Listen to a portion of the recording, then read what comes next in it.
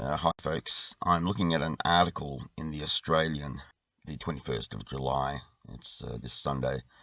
I won't run away, I belong here. An article about a white South African woman who is campaigning against the systematic murder of white people, white farmers, by black so-called criminals, which one could read political activists who are trying to drive white people off their farms in South Africa. A rather racist thing to do, wouldn't you say, at the behest of their government, who is encouraging them to do this and intends to do this by peaceful means, without compensation anyway. But anyway, this woman has been murdered, and we're getting a bit of press here about a white person standing up to the gross racism. I use the leftist sort of terminology here. This is the only time I ever do. I use it against them. This woman has been murdered. Running in she had with one of her employees appears to be not politically motivated as such. But there are some things in the article that I think just sort of struck me. I think about South Africa and how dysfunctional this country is under black rule. If I ever supported apartheid, it would have been pretty squarely on the basis of that white people can run a modern country, and it's very obvious black people cannot.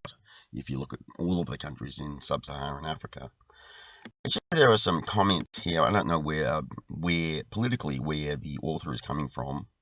Yeah, in this article, it's kind of terribly revealing. For example, we see here. Over the past 20 years, South Africa has become one of the most crime-ridden countries in the world. No further elaboration on this point. It's just become one of the most crime-ridden countries in the world. That's interesting why it became that, And its residents appear to have become inured to violence. And that's click, move on, Yeah, that's, well, why wouldn't it? A country's crime is so great that people become so used to it that it's not really all that big a deal. I wonder why that is. No comment about that. Here we have a statement about a person who reflects on yet another act of unspeakable violence in a country that seems to specialize in such outrages. Why does it specialize in such outrages? Well, that's just the way it is. A comet passed by and some magic dust fell on the country, and there are just all these unspeakable crimes of violence, and they specialize in these outrages. How did that come to be? Click, let's move on. No more comment. And there's another comment down here. It now goes on to talk about the dysfunctionality of this country without any great meditation or deliberation about why these things are. Violence, along with soaring unemployment, has been a feature of the new South Africa. That is the legacy of Mandela, the bringer of peace and reconciliation. And yet, his South Africa, which is praised to the skies, and he wins the Nobel Peace Prize. This is a country with soaring unemployment and crime, and this is just a feature of the new South Africa. It just happened to be that way.